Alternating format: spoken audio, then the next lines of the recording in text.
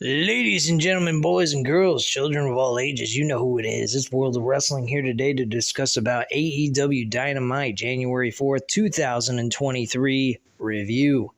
This was actually a pretty damn good show. Very exciting. A lot of good stuff taking place on this show. The TNT Championship match took place in the main event with Samoa Joe, Darby Allin. They both did really well in this matchup. I do have a small rant near the end of this video based on the result of the match itself, but overall, very exciting, fun little matchup that I truly enjoyed for what it was. MJF and Bryan Danielson was great. One of the biggest promos so far this year. I don't think it's going to be hard to possibly top that, but I'm pretty sure they might, since this is the first week of 2023. And may I add, Seattle, Washington was fucking fantastic tonight for AEW Dynamite. Every fucking week, AEW's fans, they always come out, they're raucous, they're very loud, they want to be heard. They are exciting as fuck to listen to, and they truly, truly love being there. And I am super, super happy with this show, man. You have no idea. This was 2 hours of pure, unadulterated entertainment beyond belief. And I am so fucking proud to be an AEW fan. You have no idea. Booking decisions, I do question somewhat. I think that the show needs a little bit more work, especially with that TNT Championship, which, again, I will discuss once I get to the main event. We kickstarted the show, though, with Chris Jericho and Ricky Starks. This was a fucking fantastic matchup. Near the end, we see Ricky Starks in the walls of Jericho trying to crawl over to the ropes to break the hold, and he gets hit in the fucking skull with a baseball bat while the referee's distracted by one of the other members of the JAS. He then is questioned whether or not he's conscious, so he goes ahead, the referee goes ahead and lifts his arm up 3 times to see if he's still aware or even awake, and finally by the third raise of his hand he actually was able to wake up from being unconscious, basically, and he finally, after a while, was able to get out of the hold and finish the match with a spear and a 1-2-3. This was a fantastic matchup. I liked what Chris Jericho did with Ricky Starks. I think after this World Championship opportunity that he had with MJF, they're moving him in the right direction, having him go up against very known opponents that he could face. Maybe at some point challenge for a championship of some sort, like the All-Atlantic Championship.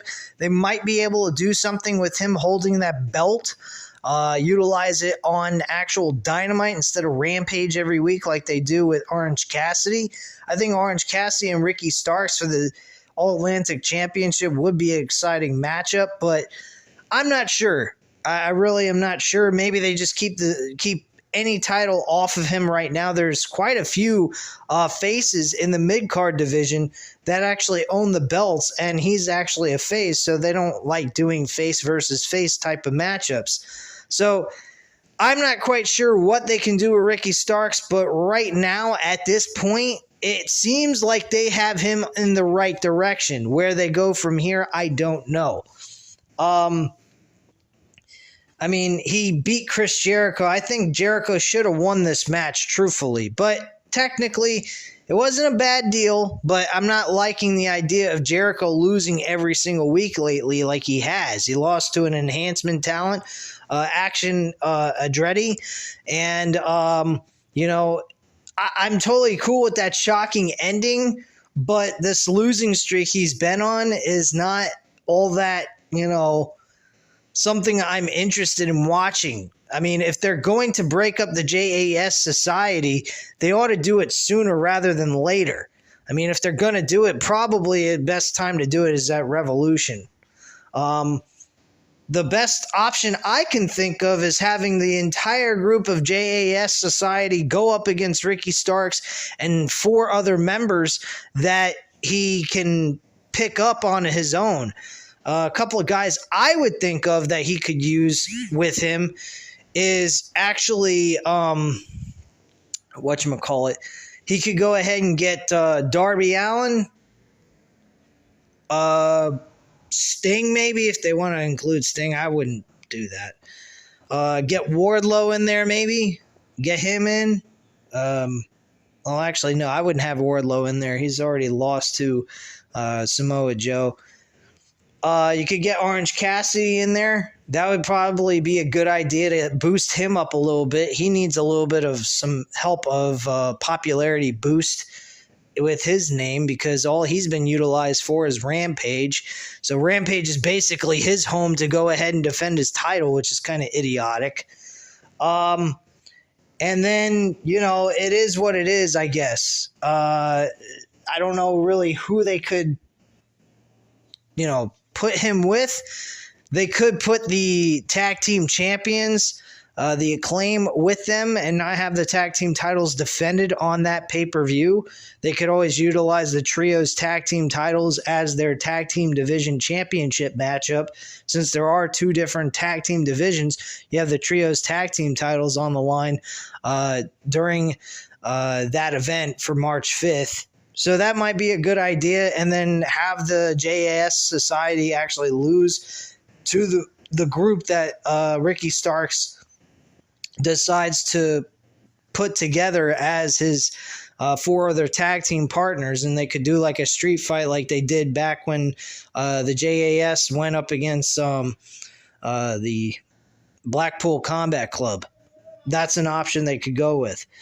I think that would be all right. Trying to think of some other things here. I mean, other than that, I really don't know what direction they can go with Ricky Starks and Chris Jericho at this point.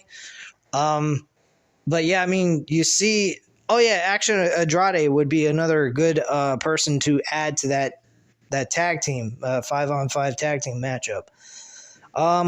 So yeah, I mean, I think that would be a good idea, having a 5-on-5 tag team matchup in a no holds barred match. Full blown out chaos all over the place. You could utilize that as the opener of the show, even if you wanted to, just to get the fans really excited and pumped for the pay-per-view to start. But yeah, that's pretty much all I can think of at this point creatively, what they could do with Ricky Starks and Chris Jericho. So that's pretty much it. So when that match ended, we move on to an in-ring segment with Hangman Page. We discover that he is currently still not cleared to actually wrestle until next week. Okay? They said he cannot get in a brawl or do anything this week. If he does, they'll have to postpone it another week. Sounds a little idiotic. Never heard of concussion protocol being that way before in my life. Usually concussion protocols last a week, not several months, in which this case that's the situation here, which in the NFL you don't see any of that kind of shit take place. Usually under those circumstances, it's the guy comes back after he takes a week off from 1 week of football, and then he comes back the next week and he's playing. So this is a totally different story here. And Hangman Page took a really bad wallop clothesline across the neck and the head, and he spun around. I think he also landed on the back of his neck. So it was pretty brutal. I'll admit that, but still, I mean, it wasn't nothing that should have kept him out for 2 months. Outside of this is just storyline progression type shit. So he said, I'm not upset with. I honestly want to face Moxley one-on-one next week. I'm really pissed off about what happened, and I want to kick his ass and make him have his dick in the dirt. Some shit like that. I could not believe he said he wanted to put his dick in the dirt. It was really weird.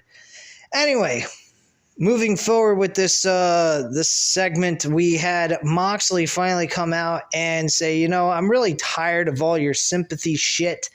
I had to wrestle with a torn tricep for several months, work in really terrible conditions, eat plates of crap most of my career, and had to scratch and claw to get where I am today. And you're standing here complaining because I happen to knock you out by accident. And truthfully, all I was trying to do is win a match. Hey, shit happens. This line of work is not something that we call safe in working environment. Things happen in this ring. And Hangman Page responded back by saying, that's not the problem. I understand the risk that we take in this ring every single week that we wrestle. And I didn't have a problem with you knocking me out. My problem was the fact that you made a mockery out of it when you could have almost taken my career away from me to support my family.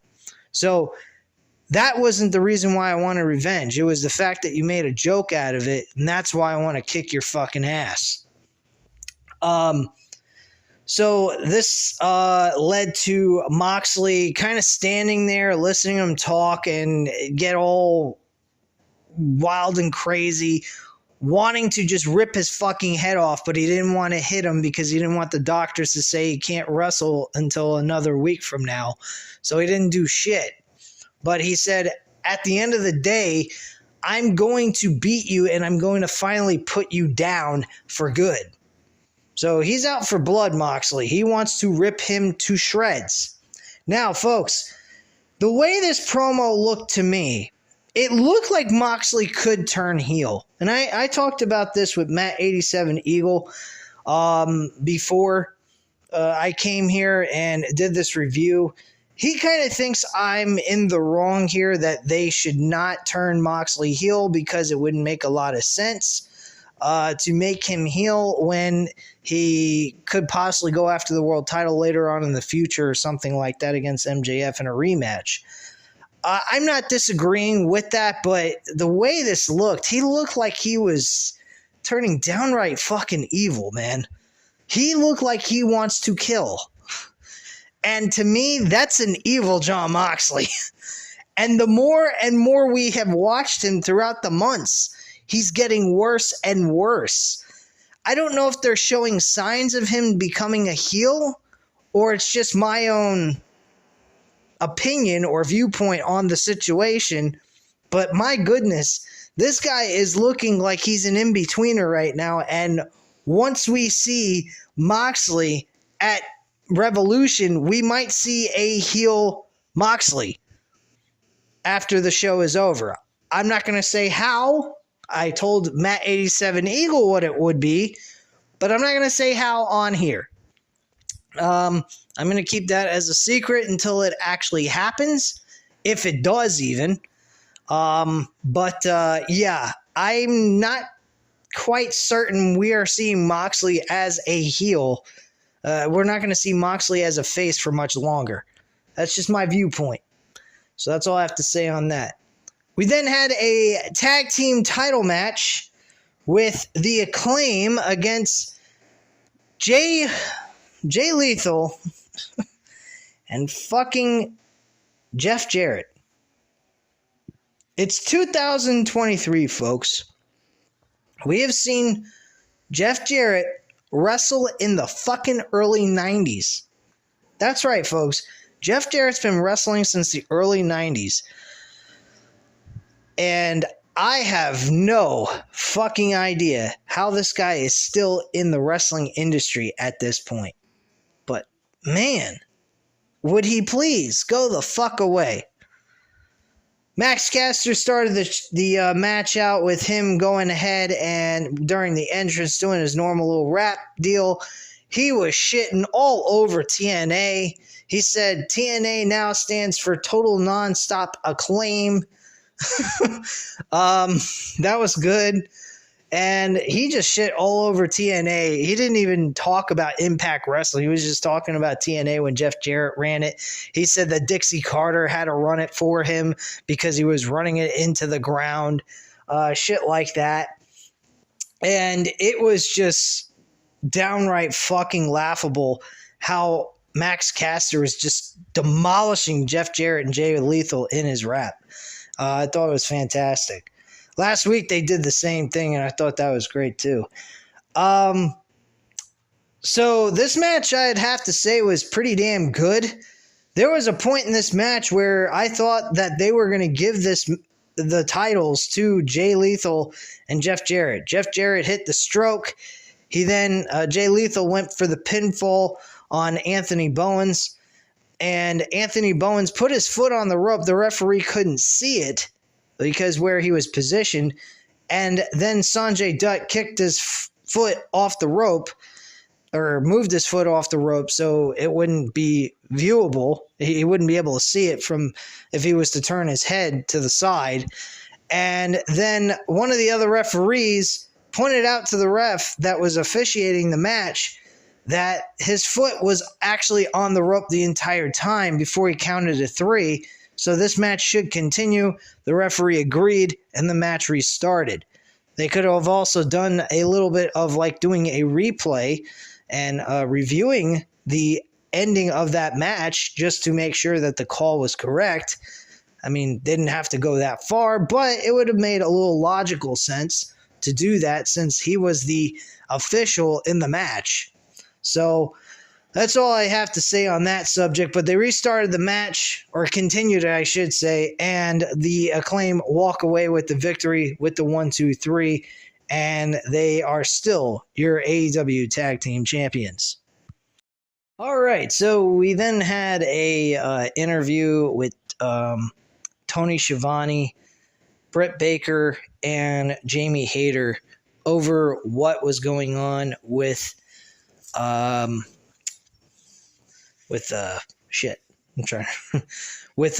Saraya making a decision on who her tag team partner will be next week for Dynamite in Los Angeles. They said, hey, we've been here from the very beginning. We're originals. We've been working here since the company started, and we have had to scratch and claw and figure out ourselves as people in this company and turn ourselves into stars on our own. We have busted our ass and killed ourselves to get where we are today. She's the champion. Brett Baker said Jamie Hayter is the champion and I'm the boss. I was going, are we talking about Sasha Banks here? Is this a clue? Sasha Banks is coming into AEW? I will explain what happens. Actually, I'll go ahead and jump to that segment right after I finish this one.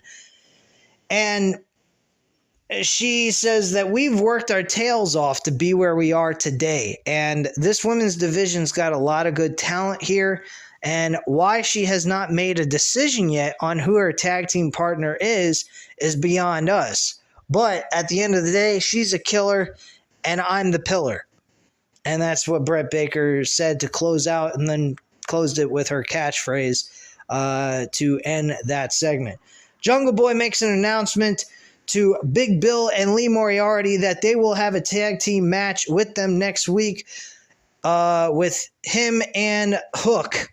That should be a good matchup. I like to see Hook make some impact here on AEW against some notable names that appear on a week-to-week basis, at least with good old Big Bill. Yeah, Big Bill. Holy fucking shit. Why the hell do you have to call himself Big Bill? Anyway, I just I just thought that the whole change of that name is just fucking unreal. Anyway, moving on here. We get to the Bryan Danielson versus Tony Nese match. This was a pretty decent matchup. I enjoyed it for what it was. He wins with the flying knee and gets the 1-2-3 victory. Or wait, no, he doesn't. He wins with a submission hold, and the referee had to call the match because Tony Nese was not responding by the end of the submission hold that he had him in. I think it was an STF. So Yeah, he was not exactly doing so well, may I add. Anyway, from there we had Bryan Danielson seemed to act like he was Ronda Rousey in AEW. He said, I'm feeling a little frisky today. I want to fight, and I want MJF's ass. I want to kick it. And MJF comes out, and this was a full-blown in-ring segment that was fucking great, that I couldn't do justice for it. MJF, with his interaction with that crowd in Seattle, was fucking great. I absolutely loved what MJF did. This guy shit all over that entire crowd. Unfucking believable. What an insane load of shit was that. I mean, wow. He fucking killed it. Bryan Danielson did the same thing. He went ahead and he said, oh, okay, if you like making jokes about the crowd, myself, my mother, and all that shit, how about we go ahead and make fun of your mom? And he starts mentioning, your mom, I heard, has been around quite a bit. Been finding very suitable partners to reproduce with. I mean, I wouldn't be surprised she didn't do anyone from inside this crowd before. And he asked the crowd, and every male person in the crowd was saying yes to that they got to get it on with MJF's mom. I thought that was fucking hilarious, how that entire crowd was shitting on MJF by saying they fucked his mom. That was great. So one thing led to another. Eventually they came to the conclusion that Bryan Danielson will become the official number one contender if he continues to win all of his matches. And he discussed this with Tony Khan. And he called him a schmuck nerd, by the way. This is the owner of the company, by the way, getting shit on by a fucking asshole like MJF. I'm telling you, I really think that we could eventually see a Stone Cold Steve Austin, Vince McMahon type of situation take place in AEW between MJF and Tony Khan down the line in the future. I would fucking love to see that. I honestly would like to see Tony Khan. I know that people say he should be off the air, but the way things are with him and MJF, I really feel that they could really do their own version of a Steve Austin versus Vince McMahon type of idea in their own company, only this time the owner's the good guy and the wrestler's the bad guy. I actually would fucking love that dynamic and see how they could go with that, if they can even succeed and accomplish a win with that. But man, he shit all over Tony Khan. Said basically, if Bryan Danielson can win all the way up till February 8th, he is the number one contender. So MJF went ahead and said, here's the stipulation. If you want to get a title shot against me, I get to pick your opponents for the next couple of weeks until February 8th. If you beat all of them, you get to face me at Revolution on March 5th. Bryan Danielson countered that and said, okay, fine. You want to make stipulations for me? I got a stipulation for you. How about this? You and I, one-on-one, March 5th, in a Iron Man match for 1 hour. MJF was like, what? He had a look on his face like, what the fuck? Then Bryan Danielson said, look, man, I'm going to test to see how great of a wrestler you truly are. Let's see how good you can do against me. See how good of how much cardio you have, how much fucking grit you have, and how much heart you have in this matchup, because it's going to take every fiber in your being to beat me in a 60-minute Iron Man match. This match is the perfect setup. I thought it was going to be a submission match, but this matchup is just as good, if possibly not better, than a submission match. I absolutely love this idea. I think it's going to make MJF look even better than what he's been doing, because that match that he had with fucking Ricky Starks, I really did not like that ending. That was it felt very flat, very dull way of ending it with a low blow and a pinfall. I think that absolutely sucked. But bottom line, this is gonna be a very fun, entertaining matchup between these two. I don't even give a shit that Bryan Danielson wins. I'm just happy to see him wrestling for a world championship match in such a great matchup that will tell an amazing story and just help MJF look even better than what he already is. That's what I'm looking forward to. Straight up. So that is a perfect setup. I love the ending to this entire segment, and I'm looking forward to seeing this match. I'm most definitely buying this pay-per-view. There is no reason in the world that I cannot buy this pay-per-view. This pay-per-view is going to be huge. Just that match alone is huge. So, that's pretty much all there was for that segment. Okay, so I did forget to mention the counteraction to Brett Baker and Jamie Hayter's segment, so I'll just go right to it. I watched the segment with Saraya and Toni Storm and Hikaru Shida. I was not impressed with this. This was very odd. Supposedly there's talks about not Jamie Hayter. What the fuck am I talking about? Talks about Sasha Banks coming to AEW and was supposed to be the tag team partner of Saraya.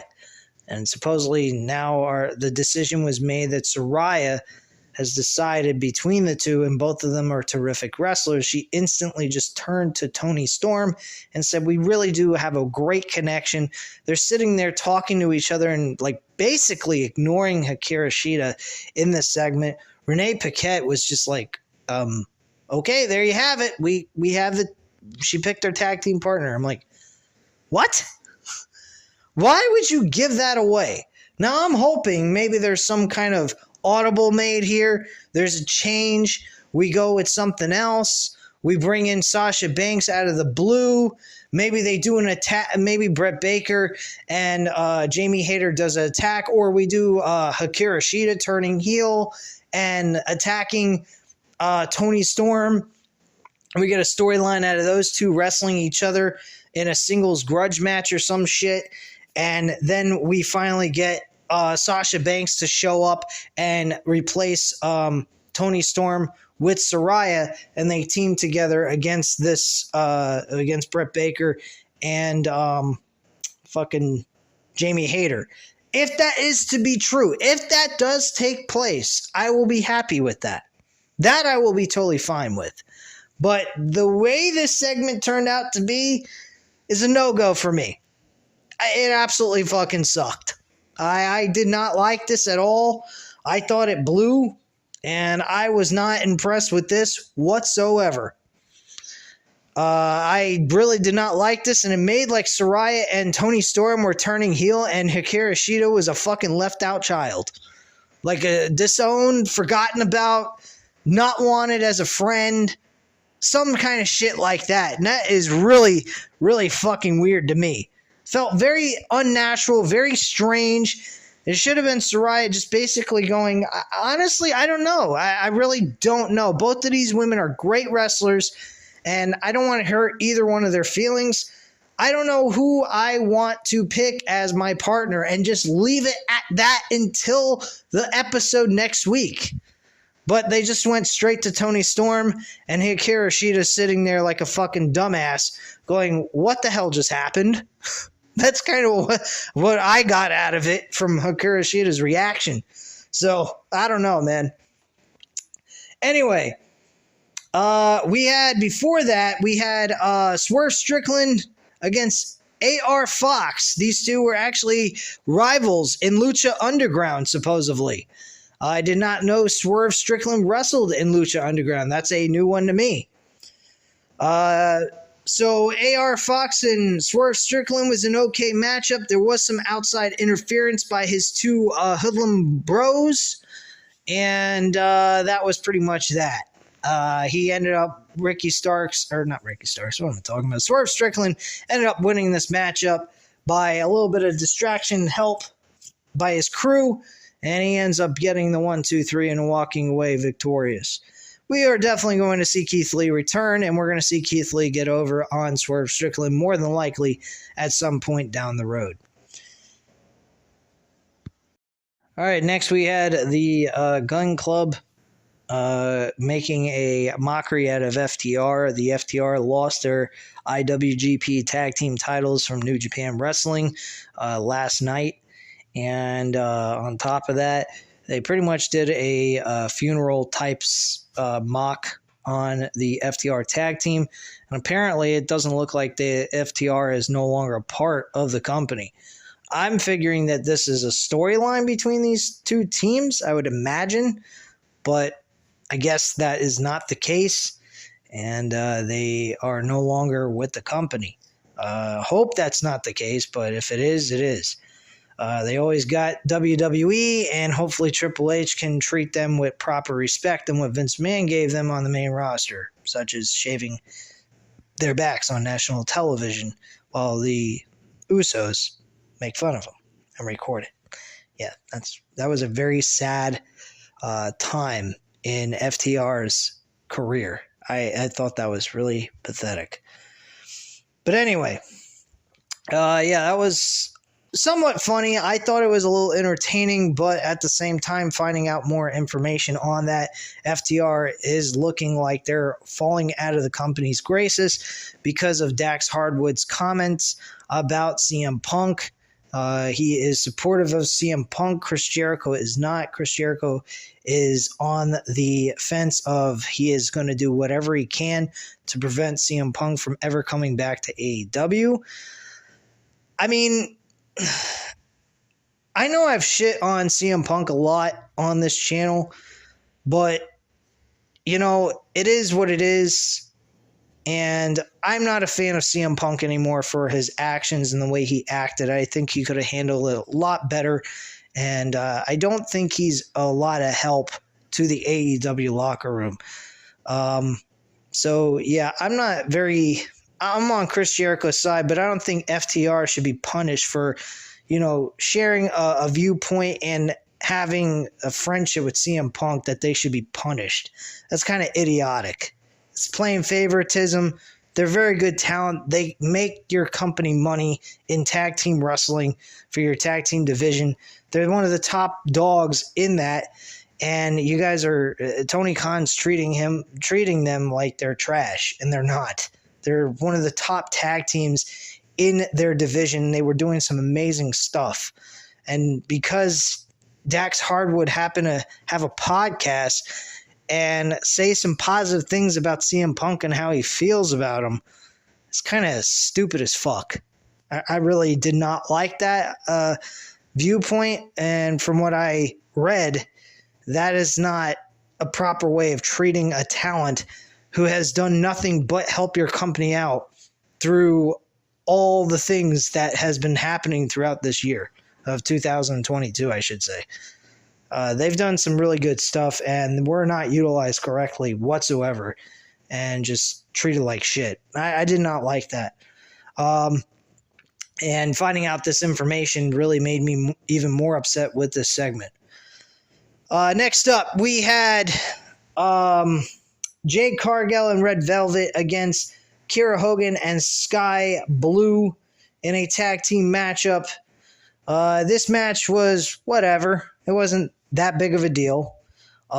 Jade Cargill picked up the victory for her team. Red Velvet, though, had some issues with Jade Cargill during the matchup.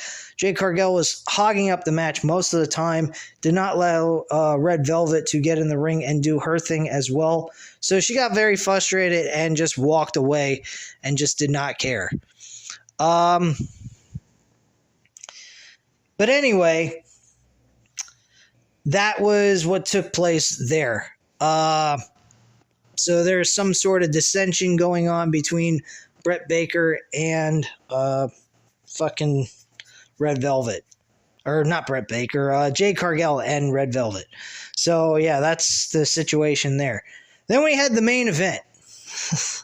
The main event was fucking fantastic for the TNT Championship with Samoa Joe defending it against Darby Allin. Darby Allin, before this match even started, attacked Samoa Joe with a fucking skateboard.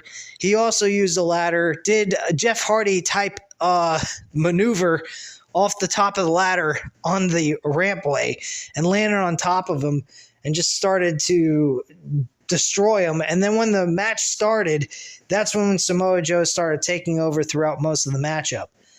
I thought this match was good for what it was. It was very entertaining, the crowd was heavily into it. I think Darby Allin is the hometown guy in Seattle, Washington.